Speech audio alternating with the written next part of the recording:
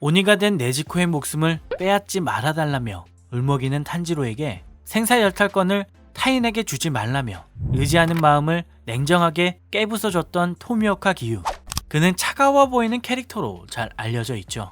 과연 그는 어떻게 기살대가 되었고 지주가 되어 오니들과 맞서게 되었을까요? 기유에게는 츠타코라는 누나가 있었습니다. 일찍이 병으로 사망한 부모님의 유산으로 둘은 서로를 의지하며 살고 있었죠. 큰 눈에 온화한 미소를 간직하고 있던 츠타코는 동생인 기유를 무척이나 아꼈던 것으로 보여집니다. 그러나 둘의 일상을 무너뜨린 건 오니의 존재였죠. 츠타코가 혼례를 하루 앞둔 어느 날 오니에게 습격을 당하게 된 것이었죠. 츠타코는 기유를 숨기고 이내 오니에 의해 목숨을 잃고 맙니다. 이러한 상황에 기유는 주위에 도움을 요청하며 오니가 누나를 죽였다고 이야기하지만 그저 주변 사람들은 기유를 미신쟁이라 무시하며 마음의 병을 가진 정신 이상자라 취급해버리고 말죠. 결국 기유는 산속 외곽에서 병원을 운영하고 있는 친척에게 보내져 버리고 가까스로 도망치게 됩니다.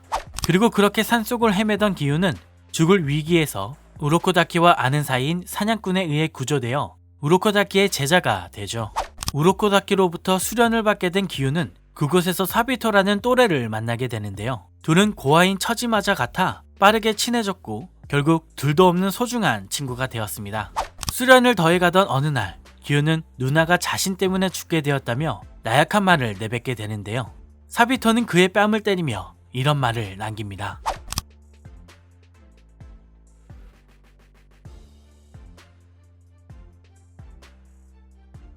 그렇게 사비토와 함께 기유는 최종 선별에 나서게 되었습니다. 사비토는 산에 있던 오니 대부분을 쓰러뜨리는 것은 물론 위험에 빠진 기유를 구해내기까지 하는데요. 오니에게 당해 정신이 몽롱하던 기유는 결국 정신을 잃고 선별 시험이 모두 끝난 7일이 흐른 시점에야 눈을 뜰 수 있었죠. 그렇게 기유는 최종 선별을 통과하며 기살대가 되었습니다. 그러나 그를 지켜주었던 사비토의 모습은 보이지 않았죠. 당시 최종 선별의 사망자는 단 한 명이었는데 그것이 바로 사비토였던 것이죠. 우루코다키와 그의 제자들을 증오하던 손 오니에 의해 목숨을 잃고 만 것입니다.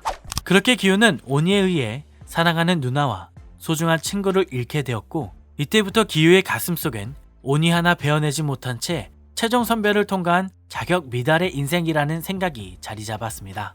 이후 기유는 누나와 사비토의 하오리를 반반 섞어 하나의 하오리로 만들고 이를 걸친 채로 임무에 임하며 오니를 베어낸 것으로 보여집니다. 아마도 이는 둘의 도움으로 자신이 살아있을 수 있었고 오니에 의해 목숨을 잃은 둘의 의지를 잇는다는 의미를 담고 있는 것으로 보여지는데요. 임무에 임무를 더해가던 그는 점점 둘의 의지를 잇는다는 의미는 잊어가게 되었고 점점 무감각하게 오니를 베어내며 지주의 위치에까지 올라오게 된 것으로 보여집니다. 그런 그에게 변화를 가져다 준 건 바로 오니가 된 동생을 지키기 위해 자신에게 머리를 조아리며 울먹이는 탄지로였습니다. 평소와 같이 임무에 나선 기유는 눈 쌓인 산골에서 오니로부터 먹힐 뻔한 한 소년을 구하게 되는데요.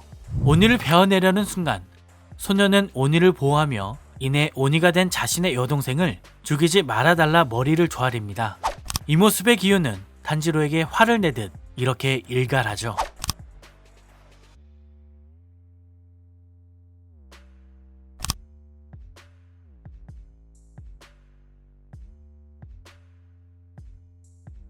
이내 기유는 오니가 된 네지코의 가슴에 칼을 찔러놓고 이에 분노한 탄지로는 돌을 던지며 달려듭니다. 그러나 곧 기유는 탄지로를 제압해버리고 말죠. 그런데 그때 무언가 불길한 느낌을 받은 기유는 자신에게 날아오는 도끼를 발견하게 되고 가까스로 피하게 됩니다. 바로 탄지로가 기지를 발휘해 네지코를 구하려 했던 것이죠. 감탄도 잠시 붙잡고 있던 네지코가 기유의 손에서 자유로워지고 탄지로에게 향하는데요. 오니에게 먹히게 될 것이라 예상하는 기유는 놀라운 광경을 목격하게 되죠. 바로 오니가 된 네지코가 탄지로를 지키고 선 모습이었습니다. 이 모습에 뭔가 다름을 깨달은 기유는 네지코와 탄지로를 순서대로 제압하곤 이내 깨어난 탄지로에게 우루코다키 사콘지라는 노인을 찾아가라 일러준 뒤 모습을 감춥니다. 이후로도 수많은 오니들을 베어가며 임무의 연속이던 기유는 12개월이 있을 수 있다는 나리의 판단과 명령으로 충주 코초우 시노부와 함께 나타구모 산으로 향하는데요.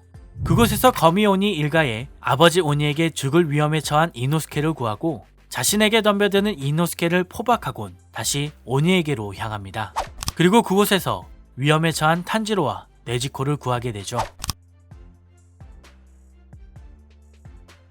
기후를 맞이하고 있는 오니는 하연오의 루이로 거미줄을 혈기술로 사용하는 오니였습니다.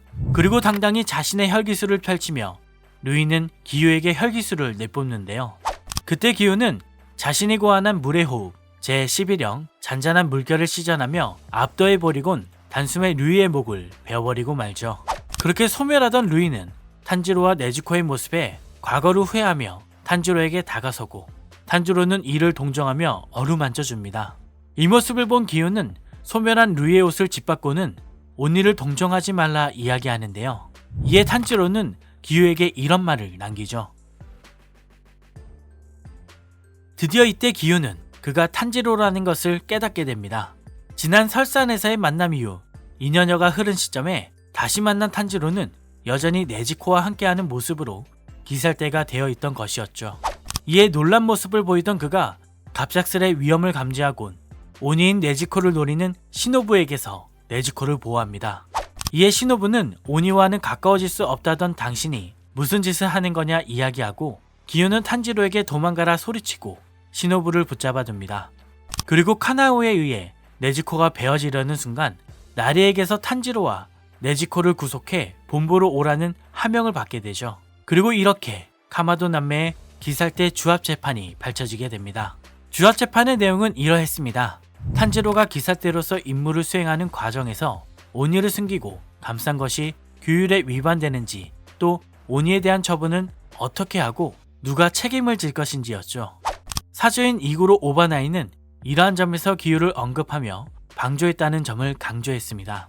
이에 대해 아무런 대꾸도 하지 않는 기후.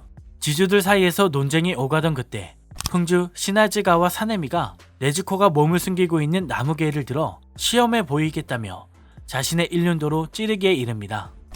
이에 분노한 탄지로는 사네미에게 향하고 그런 둘에게 그동안 말을 아끼던 기후가 나리께서 곧 나오실 거라며 소리치지만 결국 일은 저질러 버려졌죠.